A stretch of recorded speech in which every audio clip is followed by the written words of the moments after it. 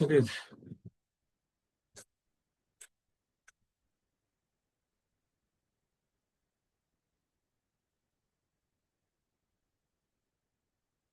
Question number 26.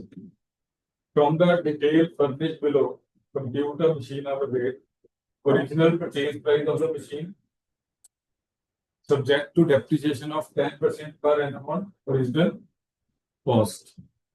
तो आपकी simply depreciation calculate होगी इससे नॉर्मल वर्किंग आवर्स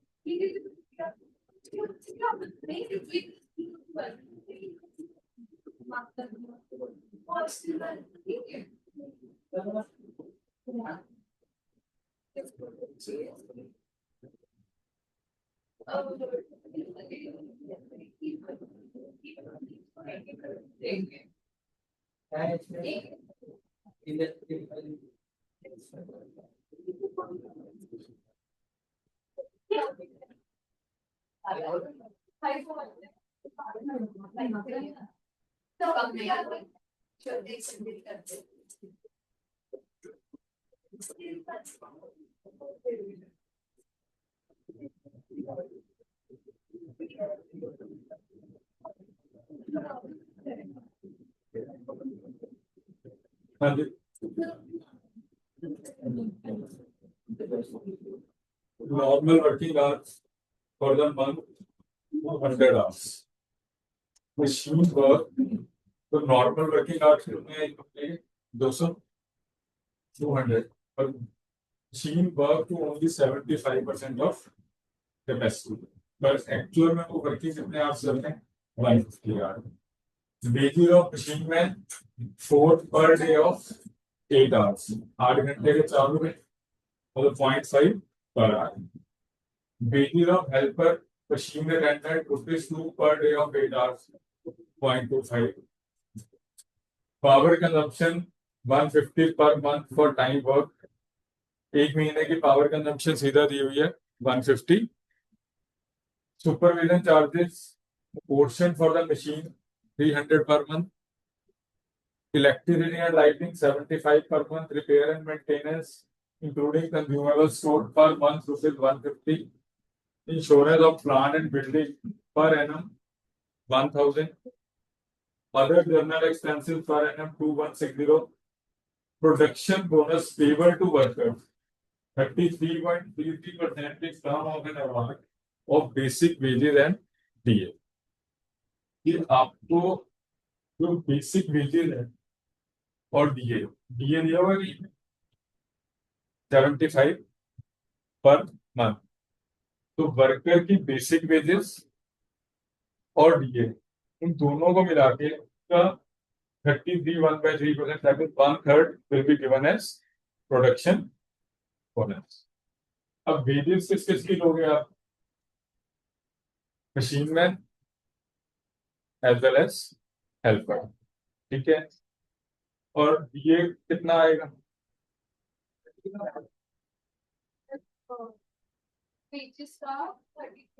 जो तो बोनस है डीए दोनों को मिलेगा, ठीक है। डीए तो डीए कितना होगा? कितने लोग हैं? दो। एक बंदे का डीए कितना है? 75। सुपरवाइजर वो तो 150 पर मंथ उनका डीए भी होगा, तो वेजेस प्लस डीए उसका 1/3। 10% of the basic wages and DA against E wages, और उसके अलावा 10% आपको और खर्चा ऐड करना है, वो भी किसका? बेसिक वेजेस और डीए का, ठीक है।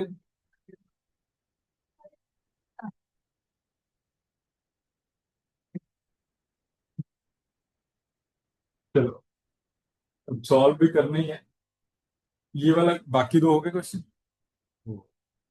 26 में आपको रेट कैलकुलेट करना है। Original price of the machine 21,600, depreciation 10%। अब पहले तो ये डिसाइड कर लें कि हमने मंथली कैलकुलेट करना है या ईयरली कैलकुलेट करना है, किस पे चलना है, मंथली और ईयरली? ईयरली। तो ईयरली में आपके वर्किंग आवर्स कितने हो जाएंगे? Normal working hours 200, machine works to only 75% of capacity, तो इसका मतलब मशीन सिर्फ कितने घंटे काम कर रही है? 150 आवर्स पर मंथ, तो साल का कितना हो जाएगा? 1800।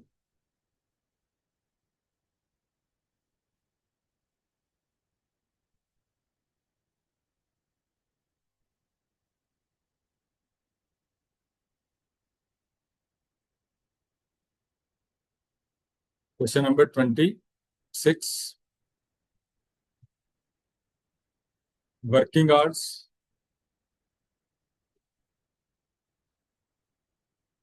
that will be 200 into 75% into 12, 1800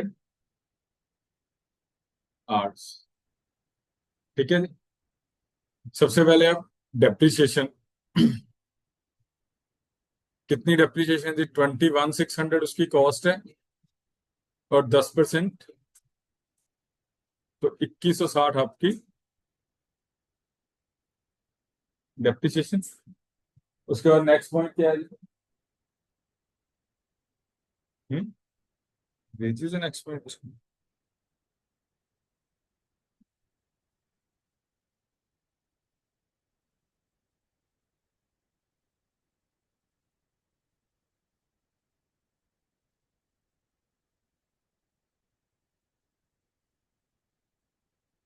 And the next is wages. Wages कितनी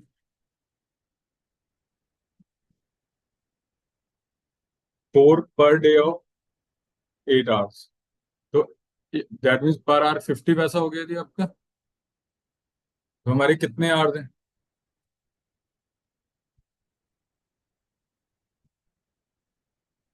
ठीक है।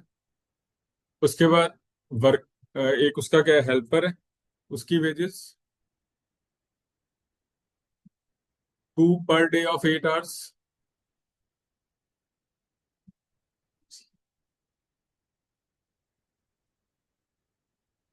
इनका बाकी काम भी साथ ही खत्म कर लें। डीए कितना है इनका? 75 पर मंथ। 2 वर्कर हैं तो 1800 विल बी डीए। ठीक है जी। प्रोडक्शन बोनस कितना है? That is 900 plus 450 plus 1800। और इसका कितने परसेंट? 1/3, 33.33%। और एक मेरे ख्याल कुछ लीव वेजेस उसने दी हैं इसकी।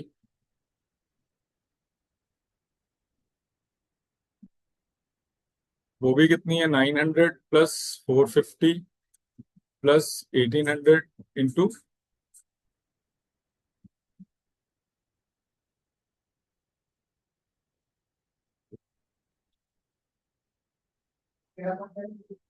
सबसे लास्ट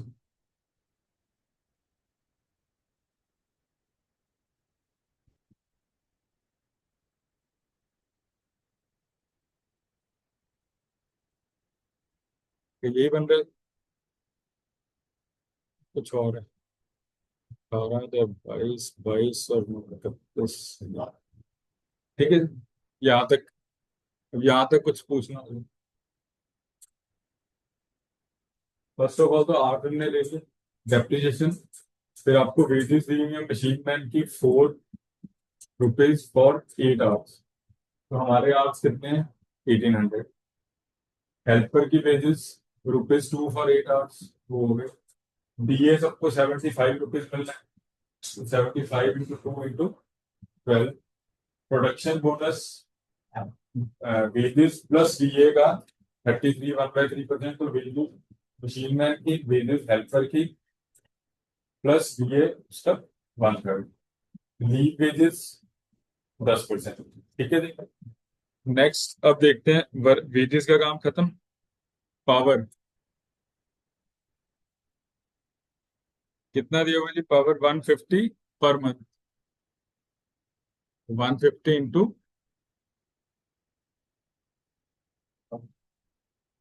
1800। पावर के बाद सुपरवाइजर चार्जेस कितने हो? 300 पर मंथ। तो 300 इंटू 12। उसके बाद जी लाइटिंग 75।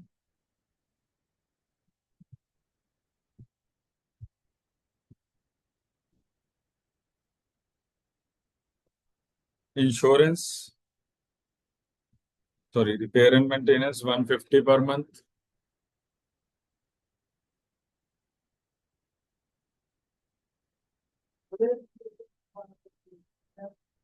क्या जी?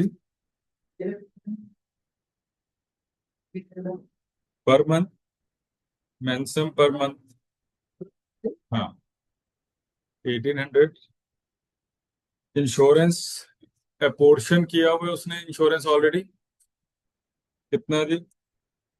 1000, जो बहुत ज्यादा है,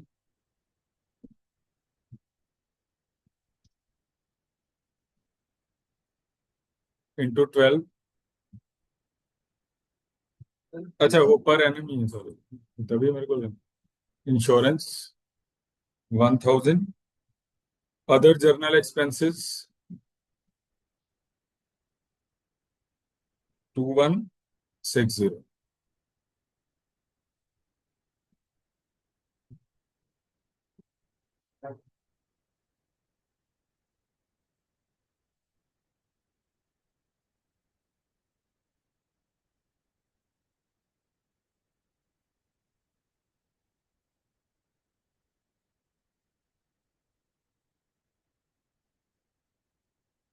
हाँ, कितने? 9.6।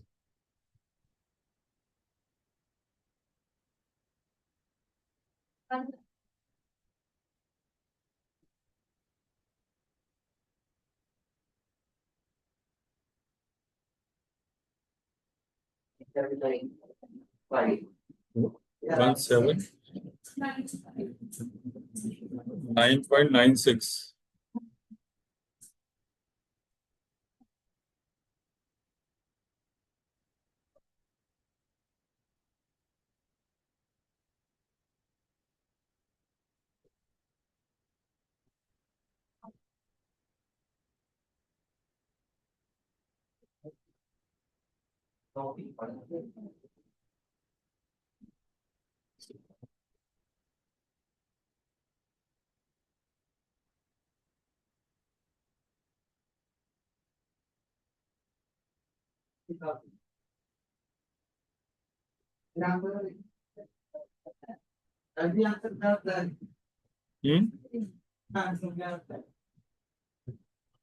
नॉर्मल वर्किंग आवर्स, इसमें है भी हमारे पास पावर कंजम्पशन एक्सपेंसेस तो डायरेक्टली गिवे हुए हैं सारे।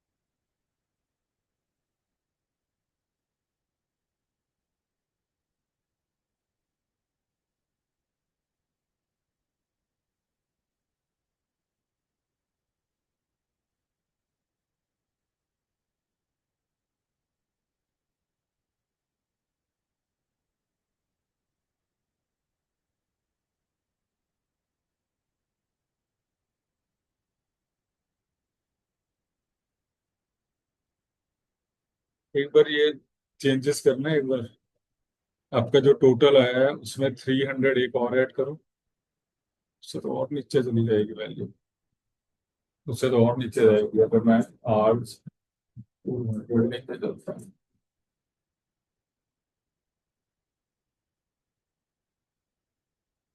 फिर एक बार करना है जरा, एक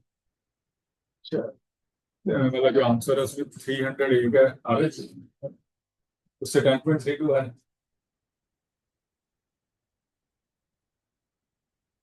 उसको डिवाइड 1800 से ही उसने किया है।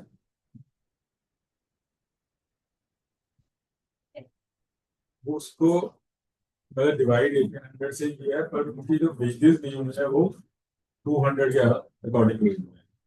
उसका रीजन वो ठीक है, वो गलती हम मेरी कह लो या हमारे पढ़ने की, कि नॉर्मल वर्किंग आवर्स कितने हैं? 200।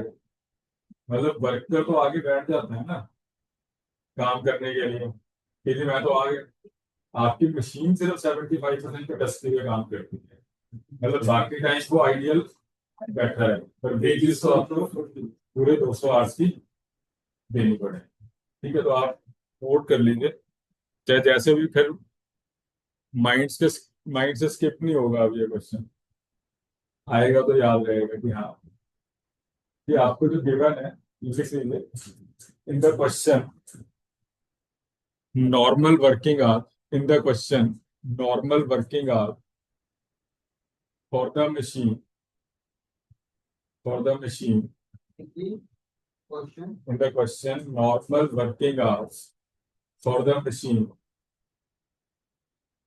is 200 hours. Full stop. It means worker has to be present.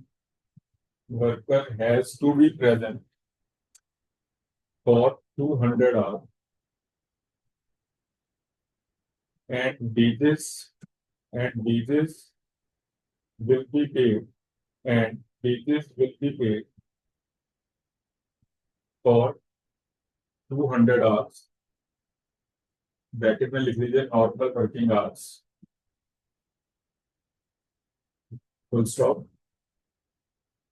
Actual working of the machine is 150 hours per month. 150 hours per month. It means company has to pay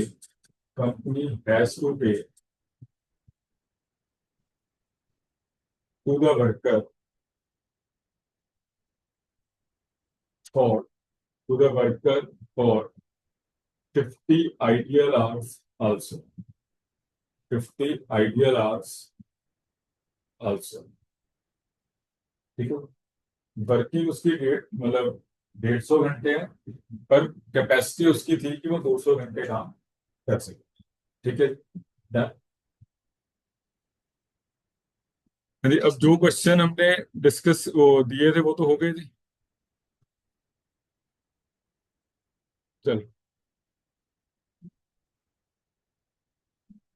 अब एक बार starting से देख लें थे सारे जो क्वेश्चन हमने.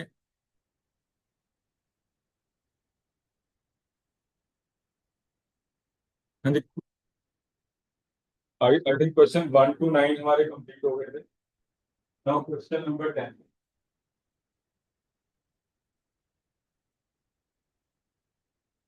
International Motor manufacture crankshaft for Jeep and trucks. They have furnished the following particulars for the quarter ended March 31, 2007. Material 2 lakh. कितना के बने जी? 2,98,000. Direct wages 42,000. Store expenses 20,000. Machinery maintenance 4,600. Depreciation 22,300. Staff welfare 12,000. General expenses 30,000. Administration and selling 27,000. Additional information provided by them. Production Jeep 300, trucks 400. Material cost ratio per vehicle 1:2. Direct labor ratio 2:3. Machine hour ratio 1:2. 1:2. Calculate cost per crankshaft of each vehicle indicated basis of apportionment adopted. इस word के कारण उठा के question डाल दिया गया किस topic में? ओवरहेड में. एक्चुअल में ओवरहेड से कोई लेना देना नहीं इस टॉपिक का. सिंपल कॉस्ट शीट है. 2 पार्ट्स में इसको स्प्लिट करना है बच्चे को कि जीप बनाने में कितना खर्चा होगा और ट्रक बनाने में. मटीरियल कितना लगा टोटल? 2,98,000. जीप और ट्रक में इसको डिस्ट्रीब्यूट करना है आपने. कितना कितना आएगा?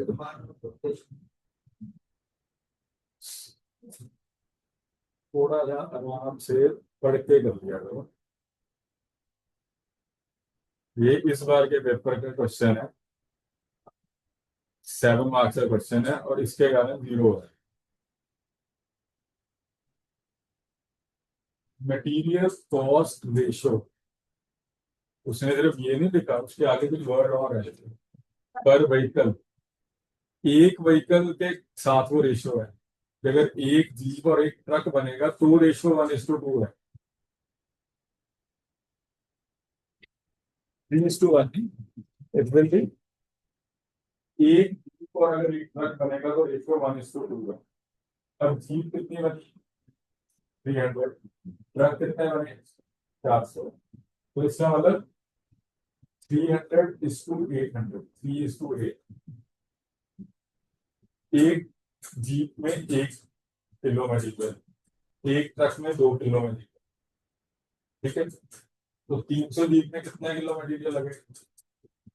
अगर हम केजी की बात करें, कि इन वन, ये क्या पर व्हीकल, एक व्हीकल में रेशियो जो है वो क्या है? 1:2। हम इसको केजी लिख लो इसके आगे, इसको अगर मैं इसको केजी लिख लेता हूं,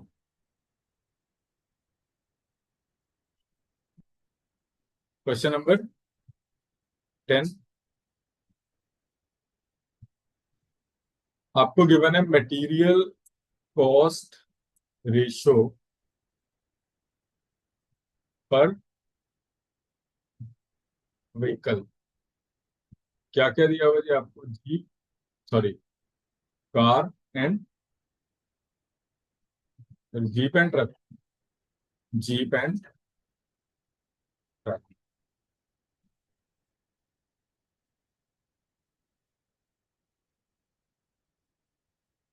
क्या रेशियो है? 1:2। मतलब अगर एक जीप और एक ट्रक बनेगा तो रेशियो ये है। ठीक है,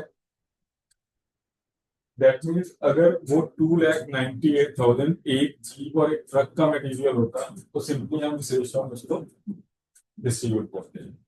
हम मान के चलते हैं कि आपको मटेरियल केजी में गिवन है। सपोज आपको 6,000 केजी में मटेरियल गिवन है, और वो कहता है कि 1 केजी और 2 केजी मटेरियल लगता है एक व्हीकल में, और एक ही हमारी जीप बनी है, एक ही ट्रक बनी है, फिर तो कोई दिक्कत नहीं है। 2,000 जीप में आ जाएगा, 4,000 ट्रक में। अब हम कहते हैं कि जीप की जो प्रोडक्शन है, तो इसको समझना, नील है, और ट्रक हमने बना दिए 10, तो मटेरियल किसको जाएगा? ट्रक को जाएगा। फिर ये रेशो तो किसी काम की नहीं है ना, 1:2। जब जीप बनी नहीं तो मटेरियल किस काम का? तो इस केस में जो मटेरियल है वो पूरा का पूरा 6,000 केजी इसको बियर करना पड़ेगा, ट्रक को। और अगर मैं रिवर्स कर देता हूँ कि ये नील है और ये 10 है, तो उस केस में पूरा 6,000 इसको मूव करो। ऐसे ही होगा ना कि दो दिन मैंने बनाई, कि मटेरियल टोटल 6,000 टन है, रेशो गिवन है एक व्हीकल के अकॉर्डिंग कि एक 1 केजी इसमें लगना है, 2 केजी इसमें। अब मैंने इसकी प्रोडक्शन ही नहीं की, तो जो मटेरियल कंज्यूम हो तो सारा किसके लिए कंज्यूम होगा? ट्रक के लिए। अगर ट्रक नहीं बना तो सारा मटेरियल किसके लिए कंज्यूम होगा? जीप के लिए। अब हमें कहा गया कि यहाँ पे कि आपने जो प्रोडक्शन की है इसकी कितनी प्रोडक्शन है? जीप की 300 और ट्रक 400। क्या मैं रेशियो सिंपली ये यूज कर सकता हूँ?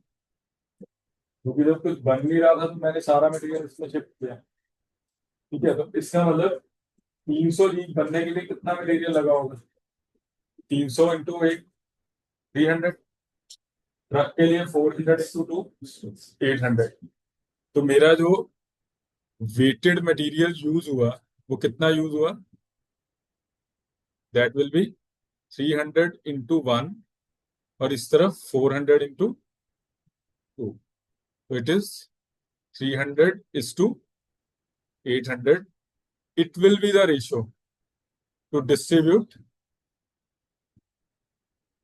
मटेरियल, कि जो आपका 2,98,000 का मटेरियल है वो किस रेशियो में डिस्ट्रीब्यूट होना है? Material 2,98,000 will be distributed in ratio of 3:8। ठीक है, क्लियर। तभी मैंने कहा कि थोड़ा सा क्वेश्चन पढ़ लिया करो, अदरवाइज ये गलत, उसके बाद जो मर्जी करते रहो, आंसर ठीक नहीं आएगा, क्योंकि मटेरियल की कैलकुलेशन गलत।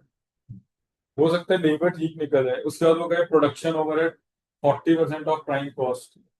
आपका जब मटीरियल ही गलत होगा तो प्राइम कॉस्ट गलत होगा, प्राइम कॉस्ट गलत होगी तो परसेंटेज लगा लो, गलत ही आएगी, तो आपके वो क्रॉस शुरू होगा। हाँ, अगर वो सिंपली लिखता कि मटेरियल कॉस्ट रेशो 1:2, तब आपका सिंपल सिस्टम था 298 को 1:2 में आपने डिस्ट्रीब्यूट किया। ठीक है जी। नेक्स्ट आइटम क्या है जी इसमें क्वेश्चन में? डायरेक्ट लेबर रेशो 2:3, क्या रेशो बनेगी? Direct labour ratio 2:3। लेबर है आपकी 42,000, किस रेशो में डिस्ट्रीब्यूशन? 2:3, क्योंकि यहाँ पे वो पर व्हीकल नहीं, तो इसमें सिंपली 2:3। ठीक है जी। मशीन आवर रेशो, अब मशीन किसके, ये किसके काम आएगा आपका? मटेरियल के लिए मटेरियल रेशो काम आएगी, वेजेस के लिए वेजेस रेशो। ठीक है जी। स्टोर एक्सपेंसेस,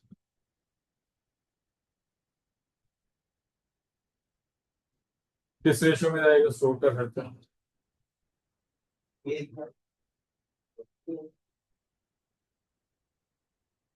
तो मतलब किस, वो तो चलो हम रेशो से निकाल लेंगे, पर स्टोर क्या जो खर्चा है वो किस बेसिस पे आप क्वेश्चन करते हैं? हम करते थे ना, indirect wages, indirect material, store, direct material ratio. Store का जो स्टोर में क्या रखा जाता है, तो जितना मटेरियल जिसने यूज किया होगा उसके अकॉर्डिंग डिस्ट्रीब्यूट होगा, फिर वही चलेगा, क्योंकि मटेरियल दूसरों पर व्हीकल है। तो आपने कितना मटेरियल यूज किया दोनों के लिए, आपने डिस्ट्रीब्यूट किया ना 2,98,000 को, किस रेशो में? 3:8 की रेशो में डिस्ट्रीब्यूट किया था, तो उसी रेशो में आपका स्टोर का एक्सपेंस डिस्ट्रीब्यूट होगा। ठीक है। मशीनरी मेंटेनेंस,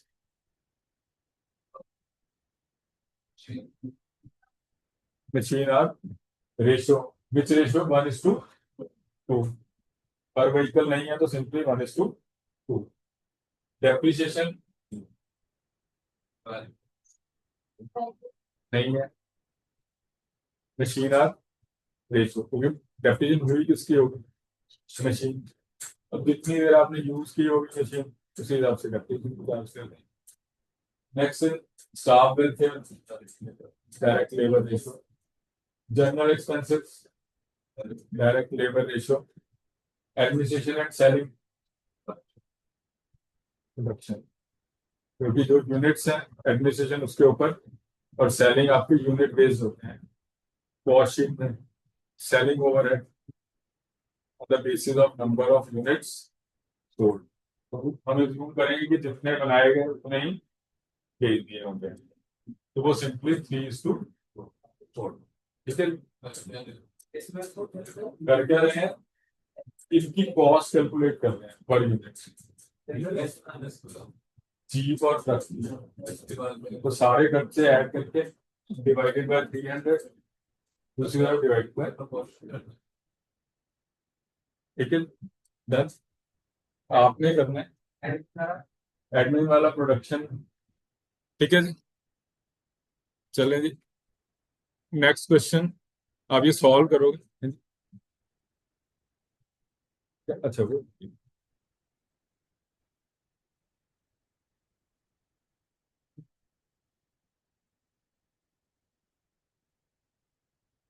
ये वाला ऊपर तो सिंपली मैंने वही एक्सप्लेन किया था ना, कि 1 किलो 2 किलो, तो अगर यहाँ कुछ नहीं बना तो सारा इसमें जाएगा।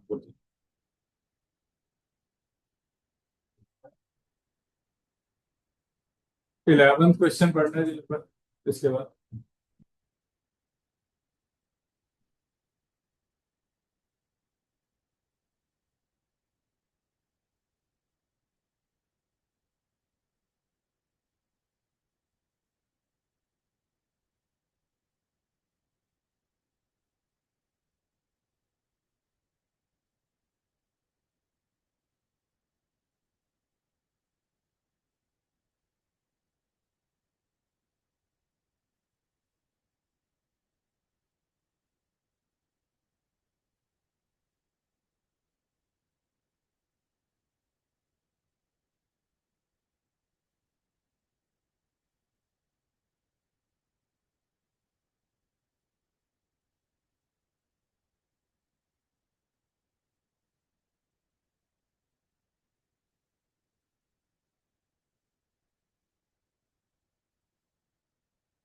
ये हो गए। अच्छा,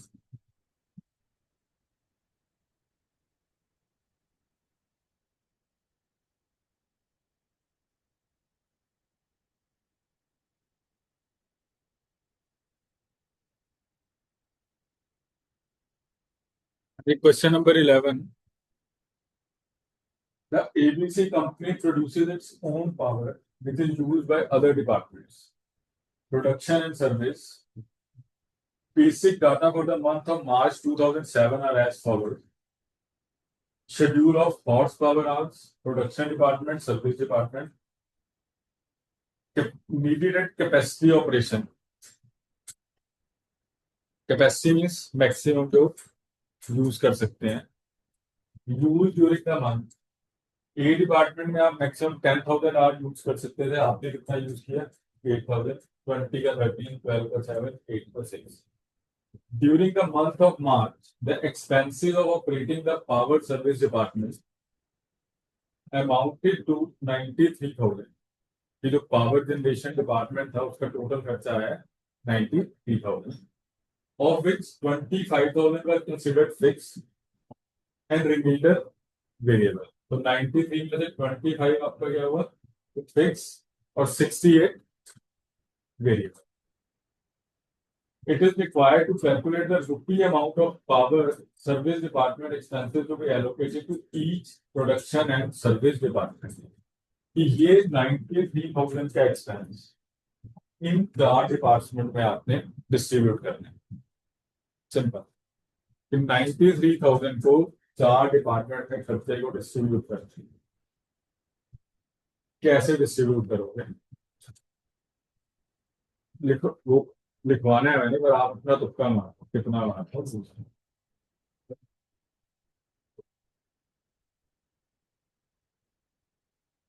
फिक्स की अंशिका ने कहा कि ये देखो, वेरिएबल की ये देखो. आपके हिसाब से मतलब खर्चे दो हैं, fix and variable. 25,000 fix, 68,000 variable. Total बना 93. 25 को भी 4 डिपार्टमेंट में बांटना है, 68 को भी 4 डिपार्टमेंट में बांटना है. किस रेशो में?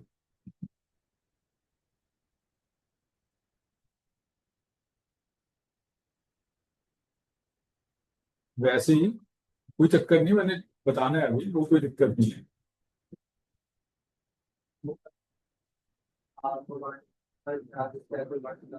किस कुछ वैल्यू और 68 को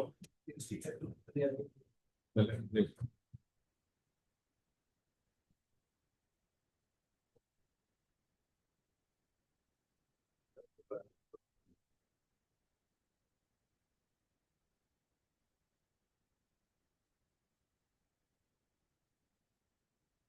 फिक्स एक्सपेंस क्या होते हैं हमारे? तो जो लगने ही लगने हैं, आप काम करो या ना करो, ठीक है, वो खर्चे आपके.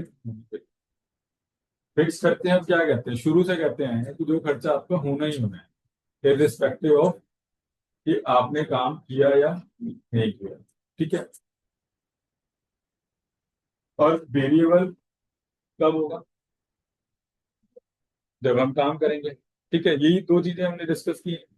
Fix will remain constant at our levels, variable will change as per the level of production. तो वेरिएबल तो तभी लगेंगे जब हम काम करेंगे और जितना करेंगे.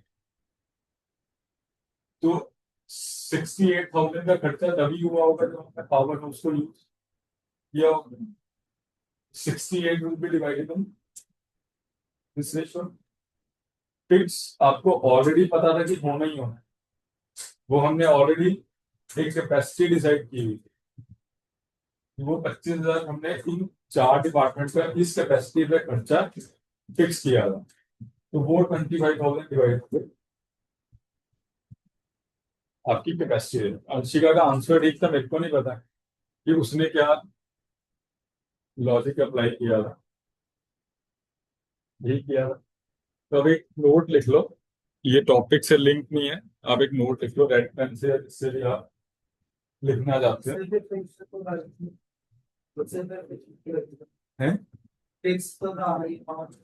फिक्स तो नहीं, फिक्स तो है ही है ना, ये 25,000 तो लगने करनी। फिक्स तो ये 3 या 4 आपके क्लासरूम है, इसके 25,000 रुपये खर्चा है। तो कैपेसिटी के हिसाब से हम डिस्ट्रीब्यूट करेंगे ना, कि साहिल सर का क्लासरूम सबसे बड़ा है, मेरा क्लासरूम सबसे छोटा है, तो कैपेसिटी के अकॉर्डिंग वो तो डिस्ट्रीब्यूट हो गया। अब वेरिएबल इलेक्ट्रिसिटी कब यूज होगी, जब मैं उसको एक्चुअल में यूज करूंगा। ठीक है जी। तो अब एक नोट लिख लीजिए कॉस्टिंग के लिए, मतलब इस टॉपिक के लिए नहीं है, जनरल नोट है। Fixed overheads, fixed overheads,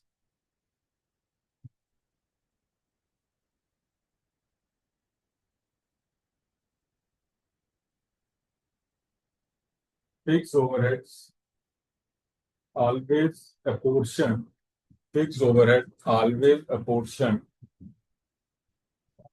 apportion, apportion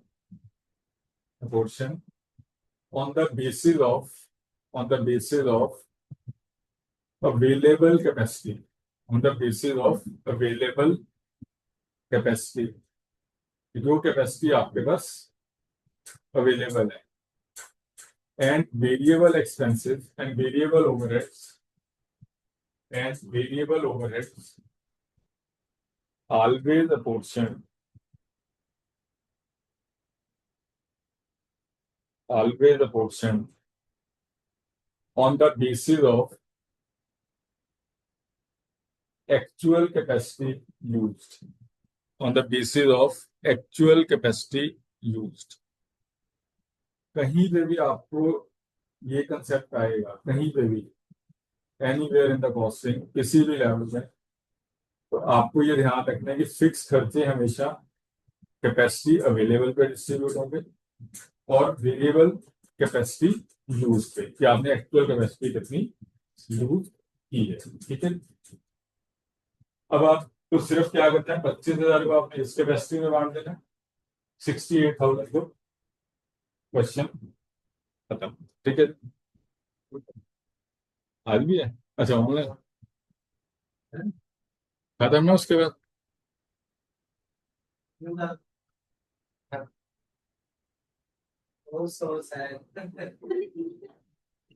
देख लो बच्चे, पेपर तो नहीं है, अगर देख लो एक बार, पेपर आपका भी तो नहीं है।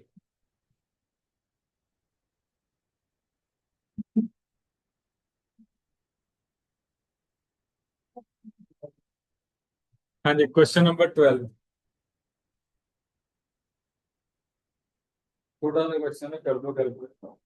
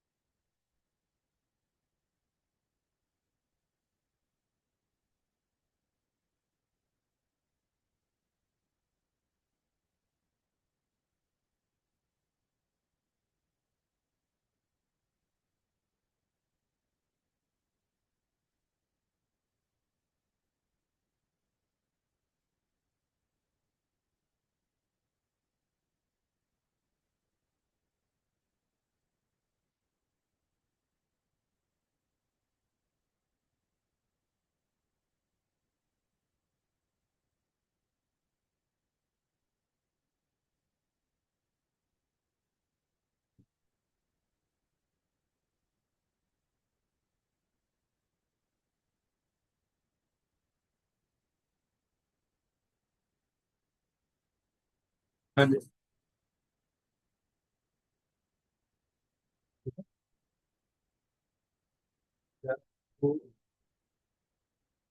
आवर्स कितने आए आपको?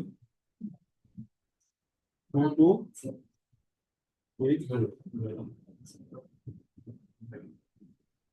100 वर्कर इंटू 300 दिन इंटू 8 घंटे माइनस हाइड्रेशन 500 दिन 2,28,000 में मिलेगी। टू टू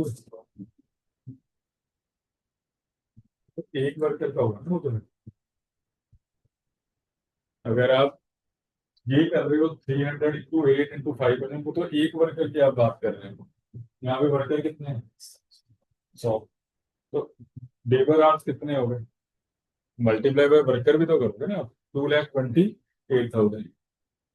और ओवरहेड्स कितने हैं? 11,000।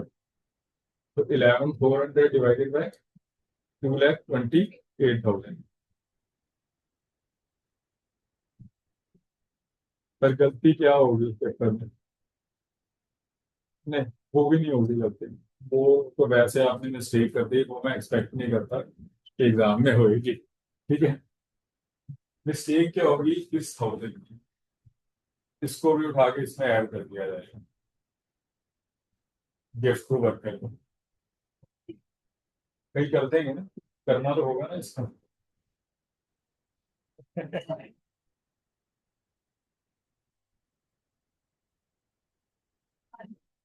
कौन सा?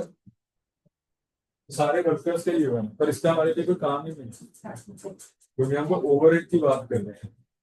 तो फैक्ट्री ओवरहेड तो आपको गिवन नहीं है, वो तो लेबर कॉस्ट होगी ना आपकी, उसका रोल ही नहीं है वो। पर होता है एग्जाम में, तो मुझे लगता है इसका भी कुछ करना होगा, तो हम उठा के याद है। अगर कोई दिक्कत नहीं यार, ये चीजें याद रहेंगी। मतलब है, वैसे वर्कर को आप पेमेंट जो कर रहे हो वो क्या है? वो तो उसकी वेजेस है ना। वेजेस का पार्ट है, और वेजेस का भी ओवरहेड नहीं होती, वो प्राइम कॉस्ट का पार्ट है। तो हम तो किसका रेट निकाल रहे हैं? हम तो ओवरहेड के हिसाब से रेट निकाल रहे हैं। ओवरहेड को डिस्ट्रीब्यूट करना है हमें। तो ओवरहेड तो है ही कितना है? हम क्या मशीन आवर रेट या ओवरहेड रेट निकाल रहे हैं ना।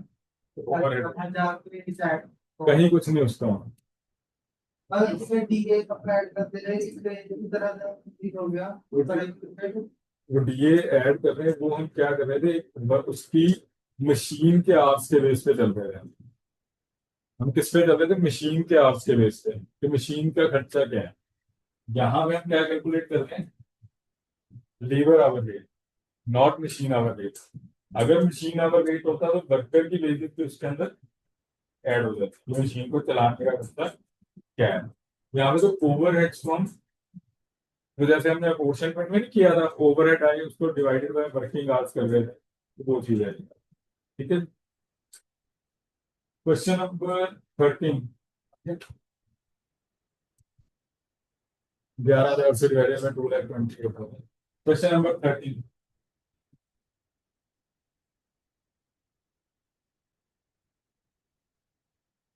क्योंकि ये मिसलेनियस क्वेश्चन होने रही है कि सारी कॉस्टिंग खत्म होगी, ऐसे क्वेश्चन उठा के एक टॉपिक में डाल, पर क्योंकि वो है नहीं उस हिसाब से चलते नहीं है जिस हिसाब से टॉपिक चलता है। Late in 2006, a company set up a factory overhead absorption rate of 84% of direct labor cost।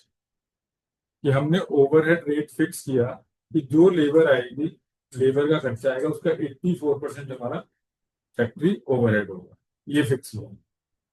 Factory overhead cost 75,600, labour hours 60,000, labour rate per hour 1.50, labour cost हो गई 60,000 इंटू 1.5, 90,000। एक बार इसको डिवाइड करके कितनी परसेंट आ रही हो, सॉरी परसेंटेज निकालो।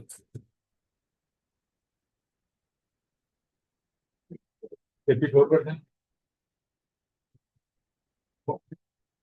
नहीं, 75,600 डिवाइडेड बाय 90,000 इंटू 100, 84% आएगी। ठीक है, ये जो दिया हो business time इतने में बोलते भाई फिर अभी तो सॉक्स भी एक आते हैं अगली क्लास से। तो मतलब 84% क्या बन रहा है, 90,000 का 84% 75,600। तो इन्होंने इसको बेस लेके अपना एक ओवरहेड रेट डिसाइड किया हुआ है। तो मेरा एक क्वेश्चन है कि सपोज किसी एक पर्टिकुलर प्रोडक्ट में 10,000 रुपये लेबर कॉस्ट लगी, उसमें ओवरहेड कितने चार्ज होते हैं, ये तो उन्होंने पूरा दे दिया 84%। कि आपके 90,000 में 75,600 मेरा ओवरहेड रेट वो था। तो 84% of labour cost is my overhead rate. तो मेरा क्वेश्चन ये है कि किसी पर्टिकुलर प्रोडक्ट में आपने 10,000 रुपए की लेबर लगाई, तो उसमें ओवरहेड कितने हमारी पॉलिसी के अकॉर्डिंग यूज होंगे। तो 84% ऑफ लेबर है, तो 10,000 का 84% क्या हो जाएगा, 8,400। ठीक है, अगर करना पड़ा early 2007 method of operation was change. Company की जो वर्किंग का स्टाइल था वो चेंज कर दिया गया। The new operation require labor that will be paid at 1.75 per hour। पहले क्या था 1.5, अब क्या हो गया 1.75। Operating time would be reduce by 20%। पर उससे होगा क्या, जो आपका ऑपरेटिंग टाइम है वो 20% रिड्यूस हो जाएगा। कौन सा टाइम, 60,000 करते थे, जो 60,000 आवर्स करते थे वो 20% कम हो जाएंगे।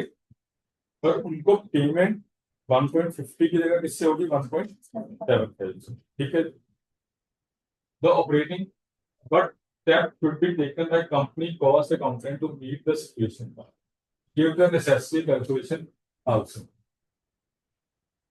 अब ओवरहेड तो यही रहेंगे ना आपके, उसको तो आप चेंज नहीं करोगे। चेंज क्या हो रहा है, लेबर आर्ट चेंज हो रहे हैं। ठीक है, अब लेबर आर्ट कितने हो जाएंगे यहाँ पे, 48,000। और रेट क्या होगा उसका, 1.75, 05 नहीं, 1.75।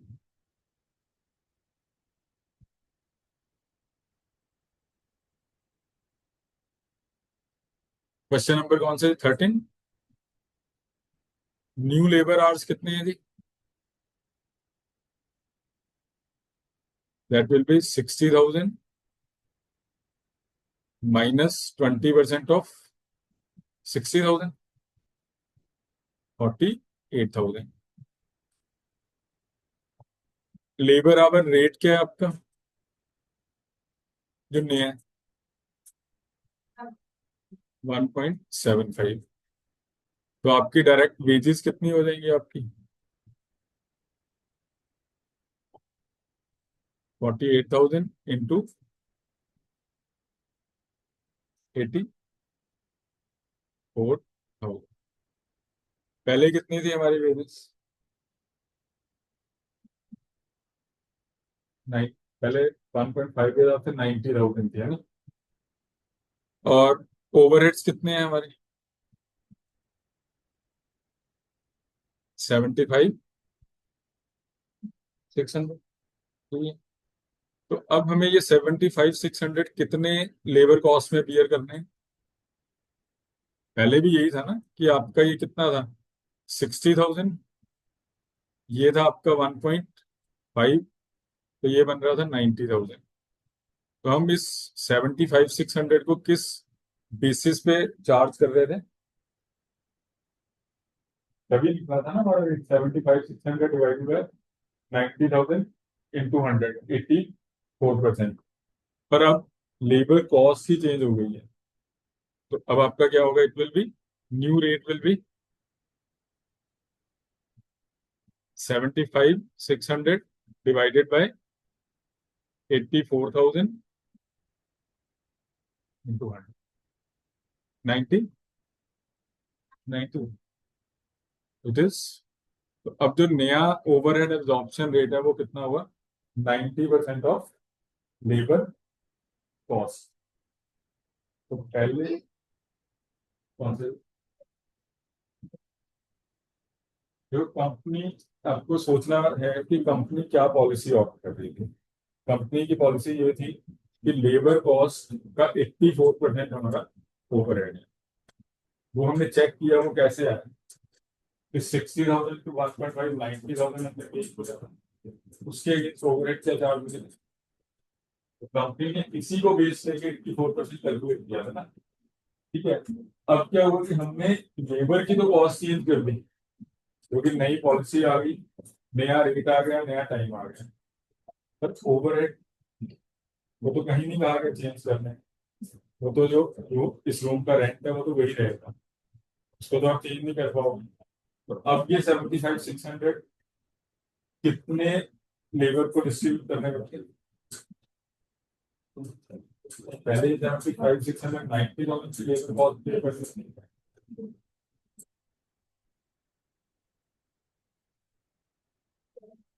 क्योंकि ये चेंज नहीं हो रहा, आपकी ये वैल्यू उठा के चेंज हो गई। ऐसे किया। अब अगर उसने क्वेश्चन में दिया होता है कि आपका जो रेट है वो आवरली बेस्ड है, इन केस अगर आपको ये रेट डिस्ट्रीब्यूट किया होता आवर के बेस पर, ओवरहेड रेट तो किसी भी बेस पर डिस्ट्रीब्यूट कर सकते हैं ना। तो अगर इसी क्वेश्चन में आपको ये गिवन हो से, मतलब ये मैं अपनी तरफ से कह रहा हूं कि overhead rate based on labour hours, तो उस केस में मेरा ओल्ड रेट क्या होता, that will B 75,600 divided by 60,000 hours. Question का पार्ट नहीं है, पर मैं उसको ये लेके चल रहा हूँ कि अगर यही चीज आवर्स पे चलती तो क्या रेट बनता है ये आपका।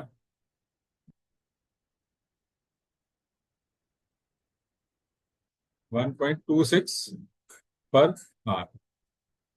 तो फिर मेरा न्यू रेट क्या बनता है, ओवरहेड तो मेरे सेम रहेंगे, पर आवर्स कितने हो गए अब, 48,000 आवर्स, क्योंकि आपने 20% टाइम सेविंग कर दी ना। अब आपका रेट क्या हो जाएगा, 1.575 पर।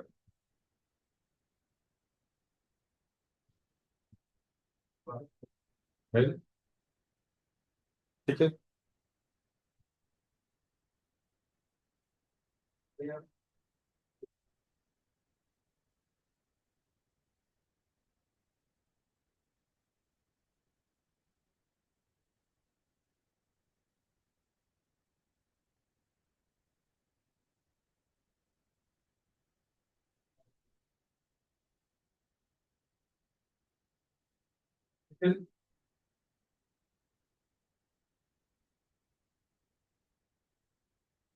ये लगा तो होगा कि ये क्वेश्चन पहले क्यों नहीं दिए थे करने को, हैं? चलो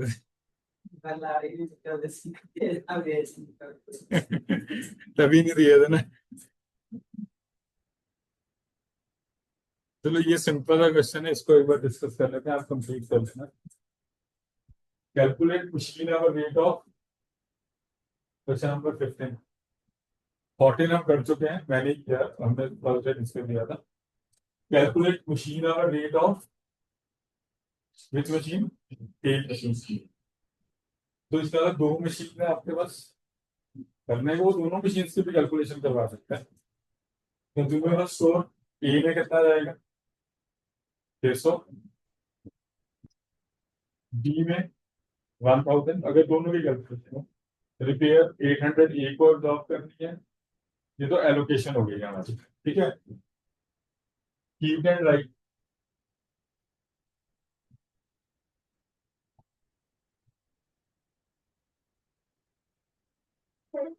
एरिया वाइज। ठीक है, हीट एंड लाइट आप डिस्ट्रीब्यूट करोगे area wise. Rent area, insurance of building area, क्योंकि बिल्डिंग की वैल्यू नहीं गिवन है। अगर बिल्डिंग की वैल्यू गिवन होती तो हम इंश्योरेंस को वैल्यू में बांटते। Insurance of machine, book value machine की होती है। बिल्डिंग में लैंड और insurance of machine book value, depreciation, room service area, journal charges, direct labour है नहीं हमारे पास, तो वर्किंग आवर, वर्कर ने काम किया होगा इतने घंटे, तो उसकी रेशो में हमने डिस्ट्रीब्यूट कर दी। किसकी? इंश्योरेंस वैल्यू पे होती है, वैल्यू पे होती है ना आपकी। आपकी गाड़ी की इंश्योरेंस, उसकी वैल्यू, बुक वैल्यू। फिर जो आपके आ जाएगा उसको आप किससे डिवाइड कर दोगे? एक को 10,000 से, कौन सा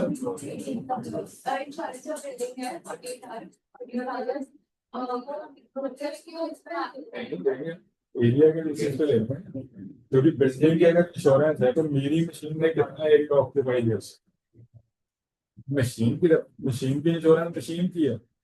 पर अगर इस रूम में ये प्रोजेक्टर लगा हुआ है उसकी इंश्योरेंस अलग है। और जो आपकी बिल्डिंग है, इस रूम की भी तो इंश्योरेंस होगी है। तो उसमें ये बेंचेस पड़ेंगे, बेंचेस की तो रेप्यूटेशन हो जाएगी, या बेंचेस की इंश्योरेंस अलग हो जाएगी। तो बिल्डिंग की इंश्योरेंस कौन कवर करेगा? अल्टीमेटली तो उसी एसेट नहीं कवर करेंगे यहाँ पर। ठीक है जी, 15 कर लोगे जी, 16 हो गया जी। अब आगे चलते जाते हैं 16।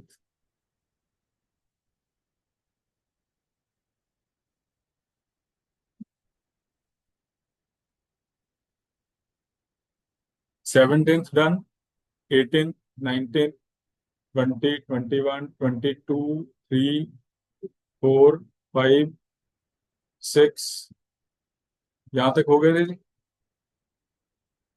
हम्म,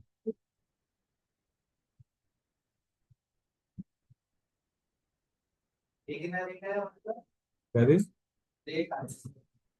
इसका सोने का क्या? The manufacturing company has supplied the following particulars relating to the activity of its production department. Material used 36। तो ये क्वेश्चन दिखने में लेंथी है, पर I think simplest of the question है इस टॉपिक का। Material use 36,000, labour cost 30,000, labour hour work 24,000, hours of machine operation 20,000, factory overhead chargeable to department 25,000। तो ये ओवरहेड है आपके on one production order fully carried out within the department। ये कोई order आया, उसके ऊपर आपका क्या खर्चा हो रहा है? Material, labour hour, labour 1650, time cost बन गई अब मटीरियल प्लस लेबर। अब क्या रह गया ऐड होने वाला?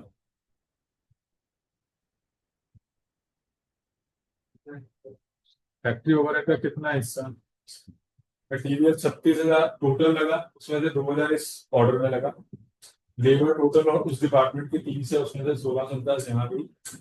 अब ये 25,000 में से कितना शेयर जाएगा उसमें, वो हमें फाइनल कर है जी।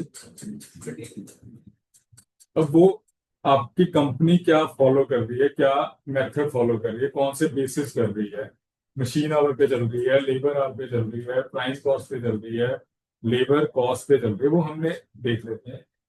Prepare a comparative statement of cost of this order by using the following three methods of recovery of overheads। Material labour तो चेंज नहीं होगा, वो तो कोई मर्जी मेथड ऑप्ट करने हैं, वो तो वही रहेगा। पहला मेथड क्या है? Direct labour hour rate method. मतलब किसके बेस पे ओवरहेड चार्ज करने हैं आपने? Labour our. कितने ओवरहेड हैं? 25,000 डिवाइडेड बाय 24,000 इंटू 1650। तो पहले अगर आप 25,000 डिवाइड पर 24,000 करोगे तो ये आ जाएगा 1.042 रेट आ गया ना पर आर। फिर कितने आर में मल्टीप्लाई बाय 1650 प्लस 2,000 प्लस 1,650 आपका ये आंसर आ जाएगा। हाँ जी, यही है। ठीक है, सेकंड वो कह रहा है direct labour cost method, labour cost पे। तो आपके ओवरहेड्स कितने हैं? 25। लेबर कॉस्ट कितनी थी? I think 30,000।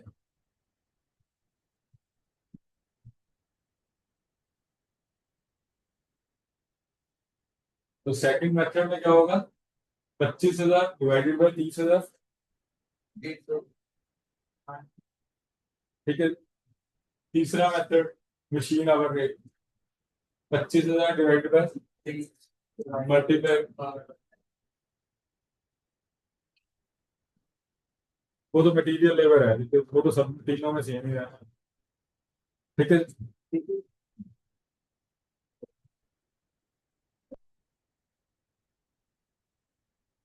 ठीक है।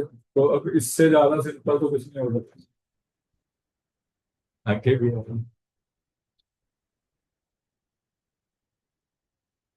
पेपर देने चलेगी ना? मैं कह राधिका पेपर देने निकल गई। वो इधर ही देना होता है। अच्छा, ऑनलाइन। अच्छा, 28th भी हो गया था हमारा, 29th भी आई थिंक हो गया होगा, 30th भी डन, 31 भी हो गया। 31 तो हमने कर लिया था, वो क्रेन वाला, क्रेन वाला। 32 ये नहीं करा। नहीं करा, 3 ही रह गए बस क्वेश्चन। हाँ जी, question number 32। The following information relating to the production operation of Nalanda fabricator for 2006 at standard capacity has been collected. Department machining, assembling, office. Direct labor cost दोनों की गिवन है। लोड स्पेस ऑक्यूपाइड तीनों का given है। Factory overhead traceable to department 92,053.41। ये direct तो उनके खर्चे हैं, मतलब एलोकेटेड खर्चे तीनों के गिवन है। Factory rent not traceable to department, पर फैक्ट्री रेंट अभी डिस्ट्रीब्यूट नहीं हुई। फैक्ट्री रेंट किस रेशो में जाएगा? फ्लोर एरिया में। दैट मीन ये 10,000 किस रेशो में चला जाएगा? 6:3:1। तो 6,000 इसमें ऐड, 3,000 इसमें ऐड, 1,000 इसमें ऐड। ठीक है। It has been decided that cost of office can be apportioned to other department on direct labor cost basis. ये जो ऑफिस का खर्चा है वो किस रेशो में? इसका that is on direct labour cost basis. Labour cost कितनी है? 2:1। इसका एक्सपेंडिचर कितना हो गया टोटल? 41,000 प्लस 1,000 रुपए रेंट के। 1,000 रेंट का भी है ना इसमें, 41 प्लस 1 42। तो ये 42 इन दो में किस रेशो में डिस्ट्रीब्यूट हो जाएगा? 2:1 में। तो क्या बना आपका? 28,000 और 14,000। 28,000 इसमें चला जाएगा, 14,000। वो इंस्ट्रूमेंट क्यों है? ठीक है, 42,000 कैसे है? 41 तो उसका खर्चा गिवन ही, रेंट था 10,000 जो आपने अभी डिस्ट्रीब्यूट नहीं किया था। जब डिस्ट्रीब्यूट किया था वो एरिया के अकॉर्डिंग डिस्ट्रीब्यूट हो गया।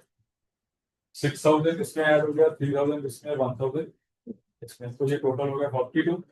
इसको बांटने का भी आपको बेस दिया होगा, मतलब मेरे को कुछ दिमाग नहीं लगा ना, वो गिवन वो 42 में मैंने इस दोनों में डिस्ट्रीब्यूट कर दिया। तो अब जो फैक्ट्री ओवरहेड है 92, उसका अपना खर्चा, 6 रेंट 98 और 28,000 रुपये आपके ऑफिस से आ गए, वो आपके इस डिपार्टमेंट के टोटल खर्चे होगा। डायरेक्ट लेबर कॉस्ट ओवरहेड का पार्ट है ना होता है, ठीक है। वो अगर आपको टोटल कॉस्ट निकालनी है तो आ जाएगा। क्या थी, हाँ जी, चरण क्या आप, यानी आपको रेगुलर P1 P2 S1 हाँ ये P1 P2 S1 ऐसे मान लो। तो P1 के ओवरहेड एलोकेटेड कितने हैं, P2 S1, ये तो एलोकेशन होगी। फिर 10,000 को आपने पोर्शन कर दिया तीनों में, 6 3 और 1 1 में। फिर सर्विस डिपार्टमेंट को किसमें डिस्ट्रीब्यूट करना है, प्रोडक्शन। उसके लिए आपको क्या करना है, cost of office can be portion to other departments on direct labour cost basis. तो 42 को हमने डिस्ट्रीब्यूट कर दिया 1 लाख इस टू 50,000 की रेशो में, लेबर कॉस्ट है। तो वो 28,000 और 14,000 और ऐड हो गए, और ऑफिस का काम खत्म। द मशीनिंग डिपार्टमेंट ये वाला operate on 40 hours a week, एक हफ्ते में कितने घंटे काम करता है वो, 40। It has 5 machine department, 5 machine है डिपार्टमेंट में, and every machine has made ideal for 280 hours for vacation repair. और हर मशीन 280 घंटे आइडियल रहती है। अब आपके इफेक्टिव वर्किंग आवर्स कैसे कैलकुलेट होंगे,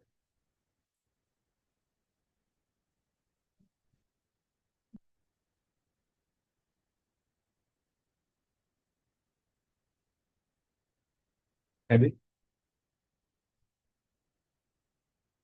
इफेक्टिव वर्किंग आवर्स आपने क्या किया, 280, नहीं सॉरी, हाँ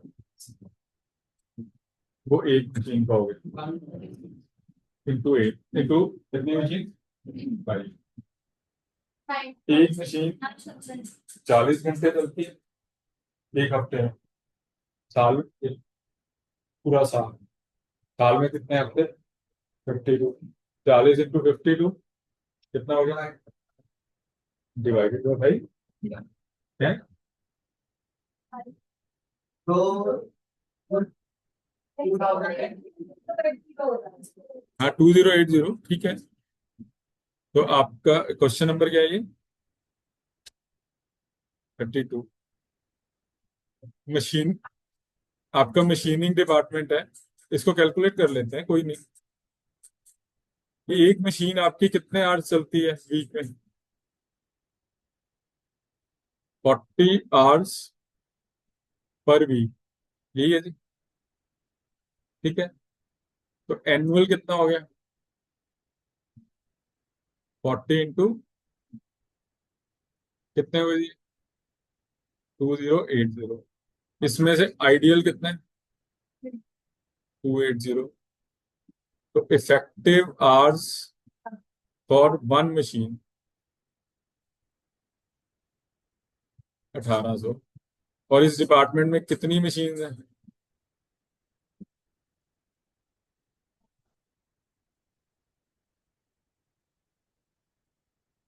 तो इफेक्टिव आवर्स 9,000। और इसकी कॉस्ट क्या थी आपकी, एलोकेटेड कितना था, सबसे पहला उसका ओवरहेड कितना एलोकेटेड है, 92,000। फिर रेंट कितना था, 6,000। और फिर 28,000 किससे आया आपको, ऑफिस से, ऑफिस का खर्चा जो वापस इसको एलोकेट हुआ, ये है। अच्छा ये देखो, ये हुआ है मशीन, असेंबलिंग एंड ऑफिस, कितना कितना एलोकेटेड था,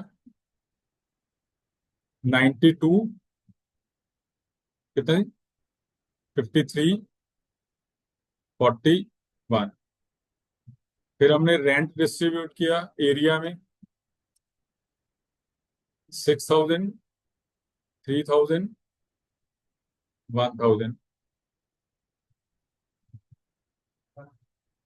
फिर आपको क्या, क्या ये आपकी क्या बनी, पीडीएस, प्राइमरी डिस्ट्रीब्यूशन समरी।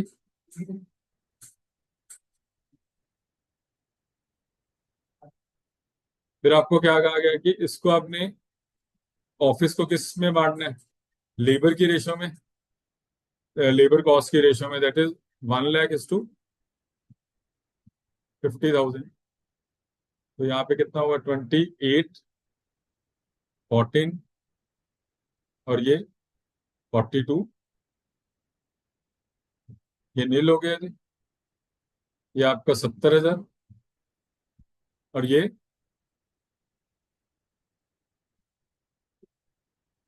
ठीक है जी। अब मेरे ख्याल उसको उसने क्या कहा फर्स्ट वाले को, मशीन आवर रेट निकालो उसका, ऐसे ही कुछ कहा होगा। तो आपके यहाँ पे नंबर ऑफ इफेक्टिव आवर्स कितने थे, 9,000। तो रेट पर आवर क्या हो जाएगा, हाँ जी, ये वाला माइनस है, इसके खर्चे खत्म किए ना ऑफिस वाले, वो तो उसमें तो ऐड ही हो गए ना वो। तो इफेक्टिव रेट क्या हो जाएगा, दैट इज 1,26,000 डिवाइडेड बाय 9,000, कितना हुआ जी, 14। ठीक है।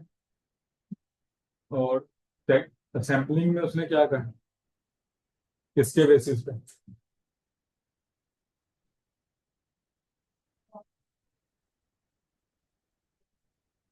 सैम्पलिंग का ओवरहेड रेट किस पे फिक्स करने,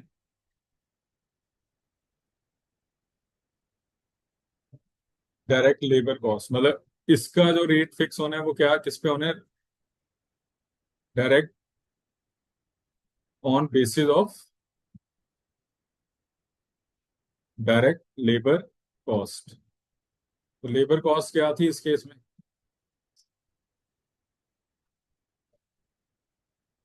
इसकी तो 50,000 थी ना। तो अब इसका रेट क्या हो जाएगा, 70,000 डिवाइडेड बाय 50,000, 1.4 या इंटू 100 कर दोगे तो आप क्या हो जाएगा, मतलब जितनी लेबर लगेगी इस डिपार्टमेंट में उसका 140% आपका ओवरहेड चार्ज होगा। तो एक में उसने आर के बेस पे आपसे कैलकुलेट करवा लिया, एक में उसने लेबर कॉस्ट के बेस पे। ठीक है।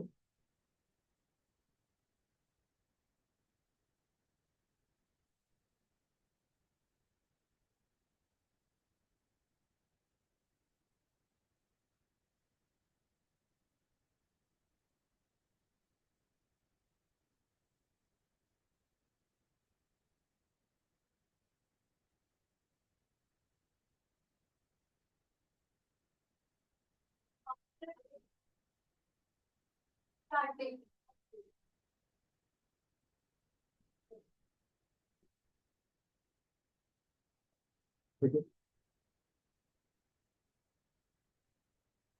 हाँ जी, आ गया, समझ आ गया कि नहीं, समझ आ गया।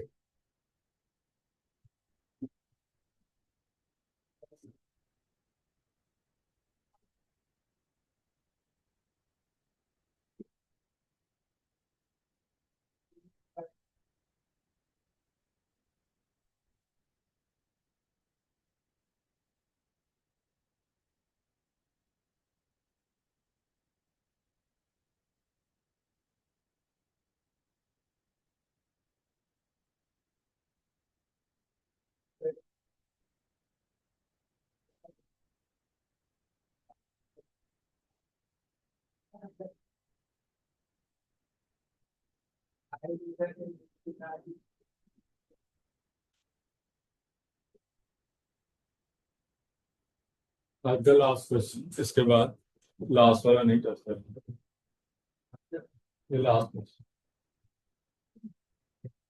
है अभी तक।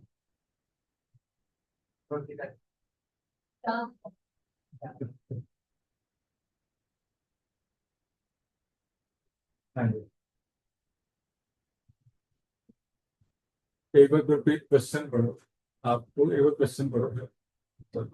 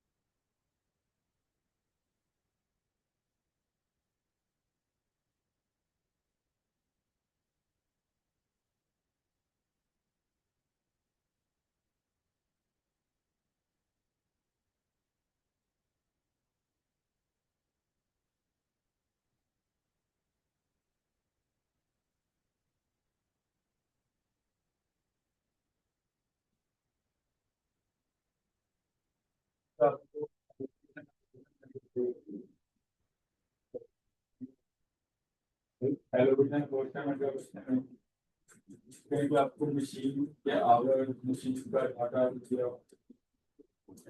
चलो तुम्हारे साथ अगर मटेरियल कोई स्ट्रेचिंग चलो मान लो stretching cost training account sir मैं आपको सर मटेरियल का स्क्वायर दैट एक्सपेंसेस इनको ऐड कर देंगे फैक्ट्री कॉस्ट आ जाएगी ठीक है मटेरियल पर वेज में करना है फैक्ट्री और सबसे मतलब नहीं वेजेस तो आती हैं पर मटेरियल वेजेस डायरेक्ट एक्सपेंसेस तो नहीं कभी फैक्ट्री कॉस्ट की वो अध्याय तो मैंने किए थे ना कहाँ कर पर व्याज में क्या होती है prime cost plus factory overhead वो होती है हमारी फैक्ट्री तो कहाँ की फैक्ट्री ओवरहेड प्राइम कॉस्ट है आप कह रहे हो कि नहीं है तो हम फैक्ट्री कॉस्ट मान रहे हैं कहाँ की फैक्ट्री ओवरहेड फैक्ट्री ओवरहेड है निकाल है तो है ऐसा तो नहीं कह सकते कि नहीं ऑफिस भी निकाल नहीं आपको वो भी निकालने पड़ेगी ठीक है टेक्निकली ओवरहेड से कोई लेना देना नहीं है प्रॉफिट सिंपल पॉजिटिव कंसेप्ट है चलिए उल्टा चलो हाँ उल्टा भी चलेगा ये मैं प्रॉफिट का परसेंटेज पैटर्न है वो आपकी टोटल कॉस्ट आ जाएगी ऊपर जब आपको प्राइम कॉस्ट पता है नीचे से टोटल कॉस्ट हाँ ये इसकी दो फैक्टर बेचारी जब आ रही है ना वरना ले इसका हाँ हाँ तो से लगी है फिर से करा दो ये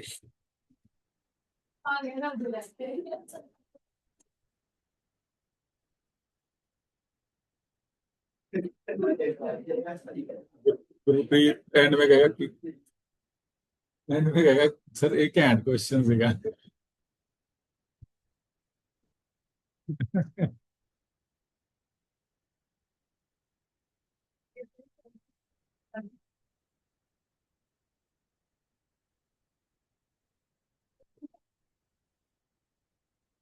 हाँ जी दो जॉब्स हैं जी जॉब नंबर 381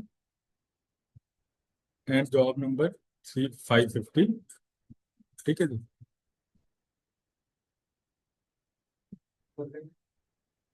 सबसे पहले क्या है जी मटेरियल कितना है जी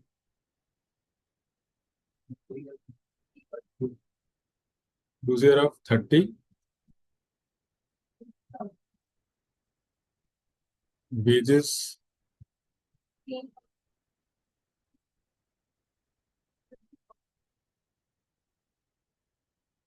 डायरेक्ट एक्सपेंसेस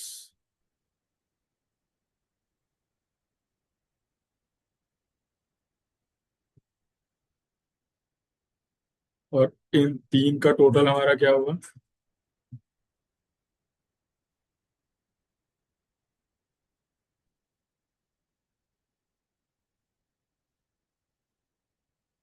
40,000 एंड 50 जितना है तो 10,000 किसी का material material labour expense add कर दो जी फैक्ट्री कॉस्ट आ गई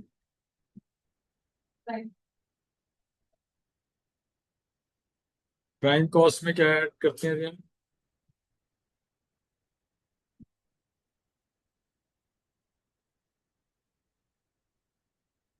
और वर्क इन प्रोग्रेस का कोई डाटा गिवन नहीं है तो इसी को हम क्या एज्यूम करेंगे इसको कैलकुलेट करके क्या आएगा वर्क कॉस्ट में हम क्या ऐड करेंगे फर्दर पहले ऑफिस ओवरहेड फिर उसके बाद तो ऑफिस ओवरहेड भी हमें गिवन नहीं है इसमें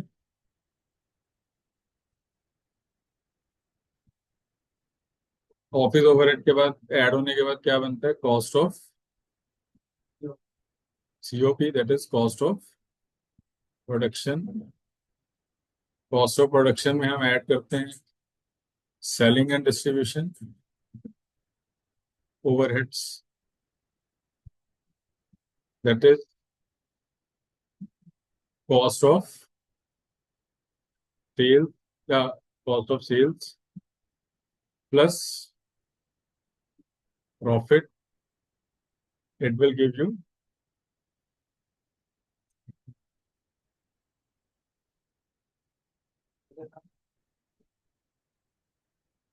सेल्स कितने कितने गिवन है जी दोनों में गिवन है आई थिंक सेल्स 80,000 80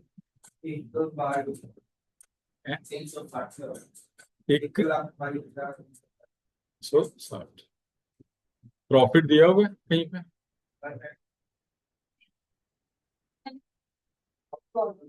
दोनों में 10% ऑन कॉस्ट है 10% एंड 15% ऑन कॉस्ट प्रॉफिट आ जाएगा तो अगर कॉस्ट पे 10% है तो इसका मतलब 100 let the cost is 100 plus profit 10 तो सेल कितनी हो गई 110 तो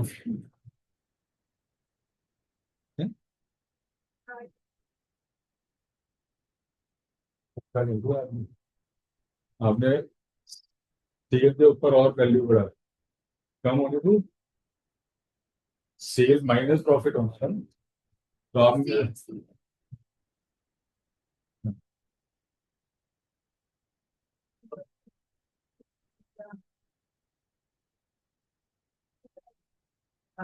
तो आपका सेल किसको डिनोट करेगा सेल को 110 को डिनोट करेगा ना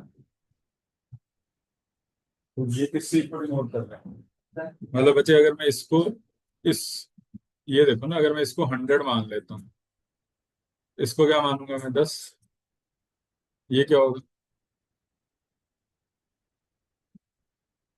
तो इट मीन्स ये क्या कैसे कैलकुलेट होगा 80,000 80 इंटू 100/110 कितना हो गया 728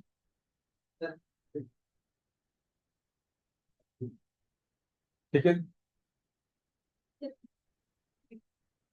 नहीं कैसे कर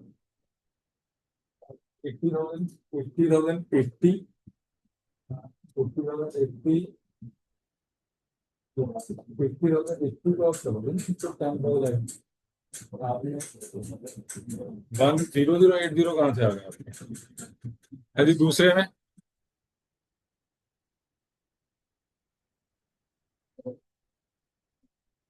1064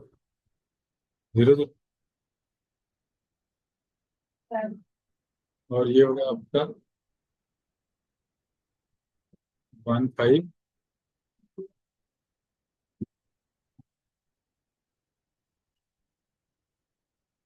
हाँ जी 15 ठीक है जी डन अब सेलिंग ओवरहेड के बारे में हमें कुछ नहीं पता तो हम मान के चलते हैं कि सेलिंग ओवरहेड नहीं होगा ठीक है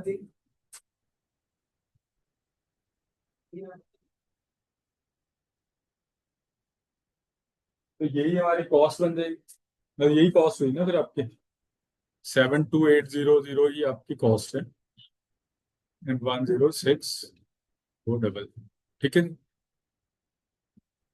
अब यहाँ तक प्रांजल आया तो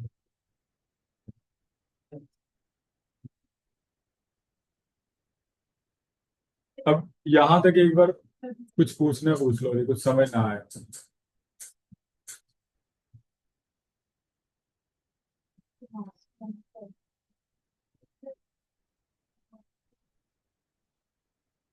यहाँ तक डन कोई डाउट ठीक है अब वापस क्वेश्चन पे मूव करते हैं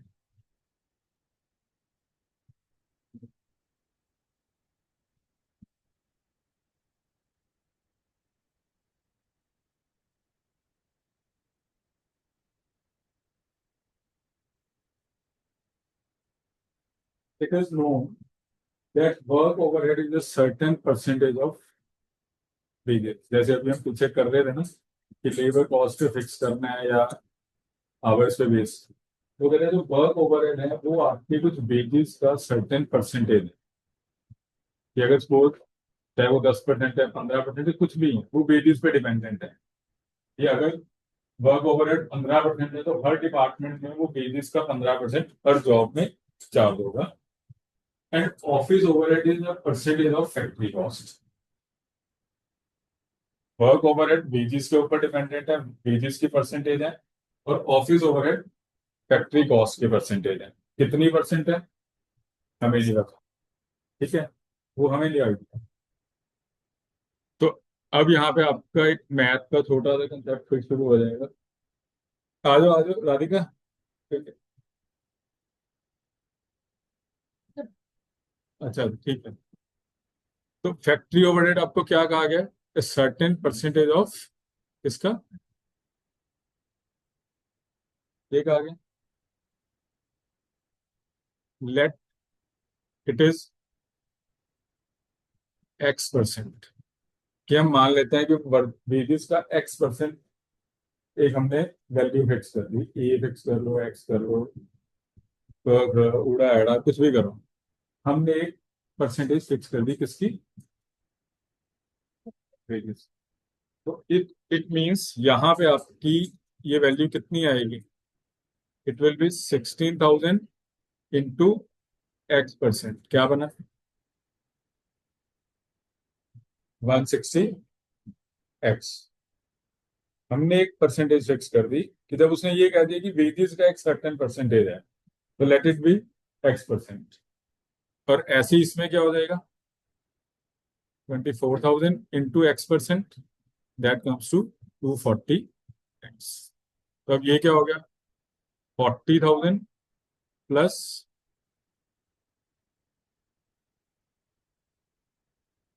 इसके बीच में एक फिर और दूसरी तरफ 58,000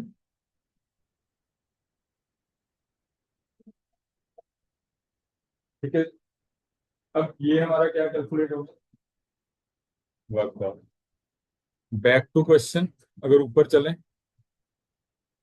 office overhead is a fix percentage of factory cost अब वो कहता है कि जो ऑफिस ओवरहेड है वो इसका कुछ परसेंटेज है ये मतलब ये इसका कुछ परसेंटेज था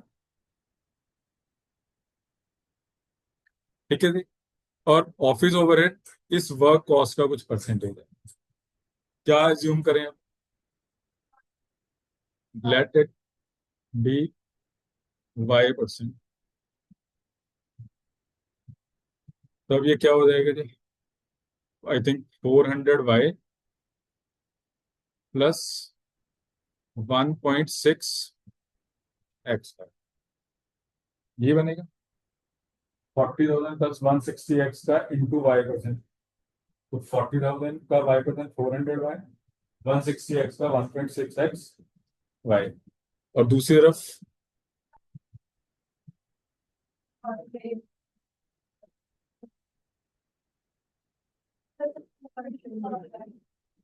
और अब इन दोनों का total this plus this equal to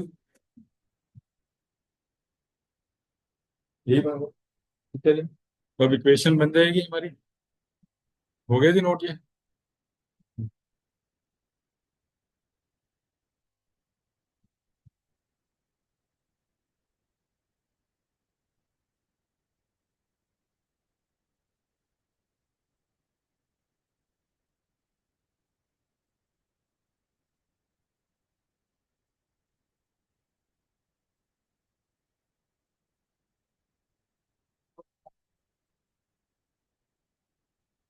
नौवीं दसवीं का ही है नौवीं दसवीं का ही मैथ है जब आपके केस में 6 7 का हो हमारे टाइम में 9 10 में होते थे इक्वेशन वाली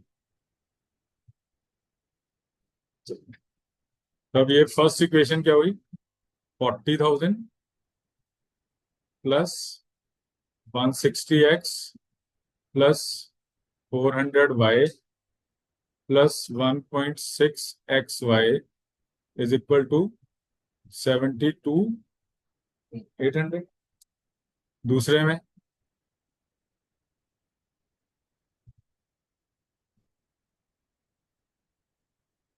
दूसरे में क्या है जी हमारा 58,000 प्लस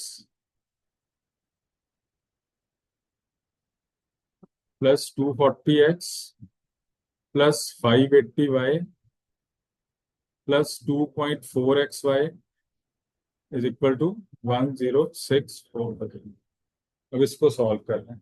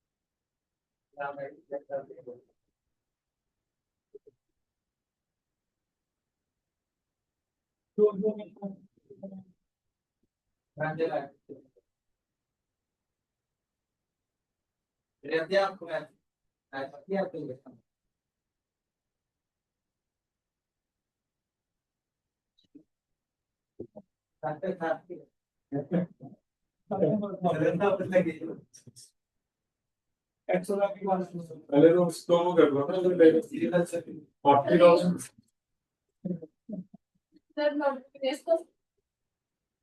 पहले तो इसको उधर ले जाओ ना वैल्यूज को।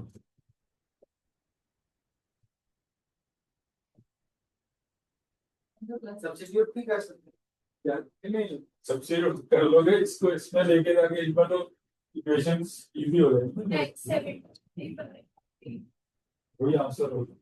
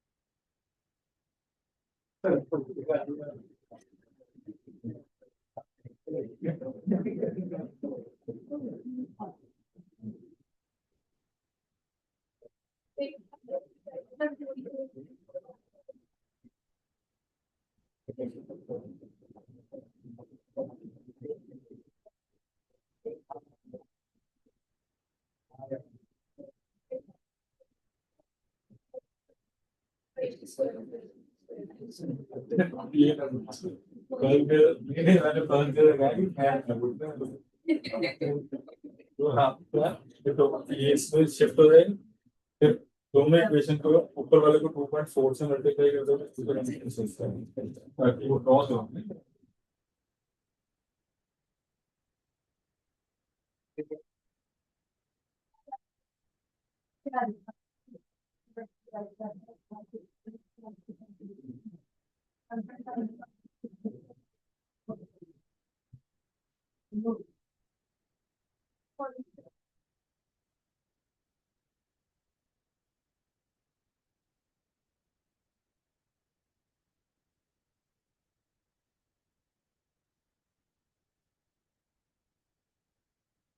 हो गए कि नहीं? हाँ जी।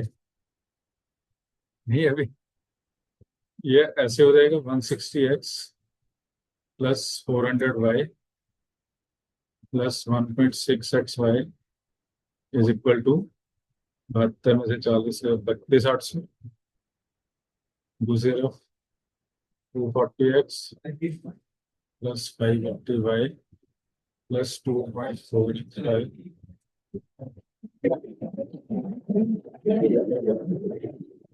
मेरा भी नहीं होएगा चिंता ना करो।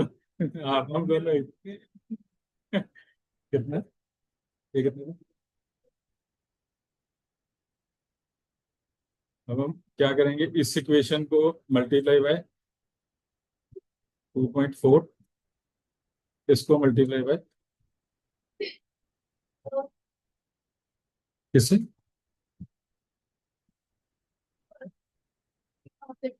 हाँ,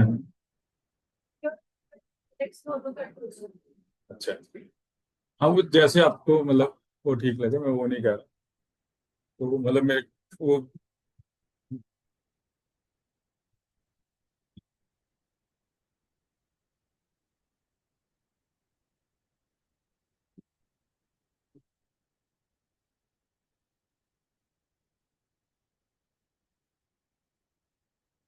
क्योंकि उससे आपका फर्स्ट ये 160 भी कट जाएगा और इससे और ये भी दोनों कट जाएंगे ना आपस में मल्टी।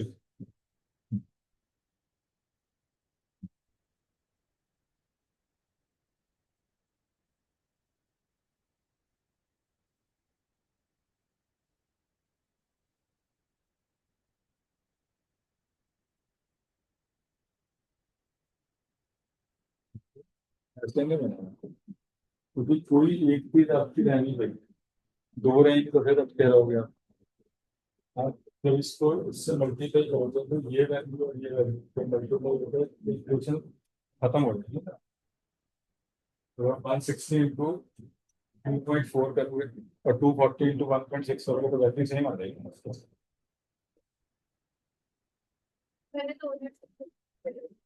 तो फिर तो होएगा ही। क्योंकि आपको कॉमन कर देना है ना किसी चीज को। तो मैंने नीचे वाले को इससे किया जिसको मल्टीप्लिकेशन मैथ सिस्टम कहते थे, तो ये भी एक 1.6 को ही नोट करें, ये भी 2.4।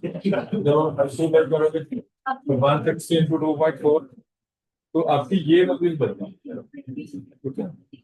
तो अगर हम करके देखें तो क्या होगा, 160 इंटू 2.4 क्या होगा, सो दिस 384x, नीचे आपका प्लस 960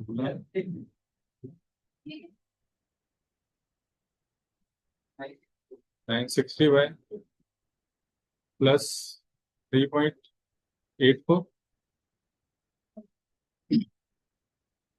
3.84 एक्स वाई।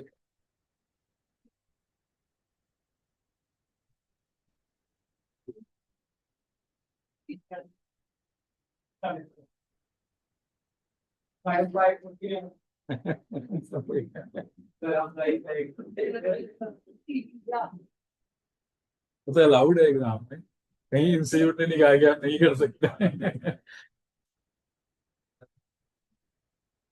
कितना? 720 और नीचे आपका आ जाएगा ये भी 384, 928y प्लस ये आपका 777।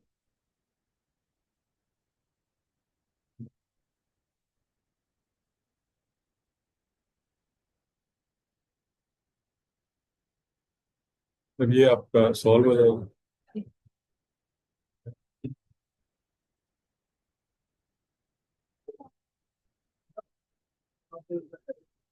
ऐसे ही कुछ फिर तो उसके बाद तो माइनस तो करना ही पड़ेगा ना।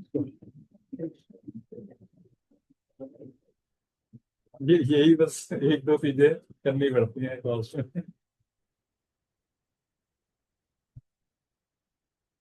यही बनेगा।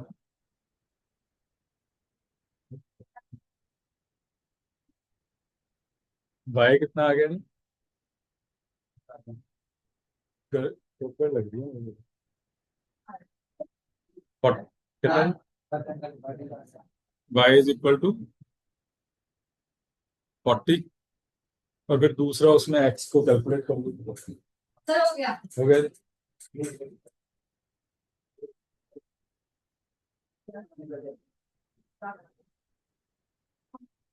ये one of the again most important question,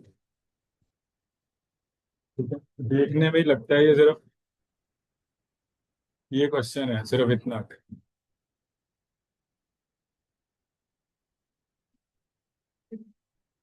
done जी, हो गया कंप्लीट।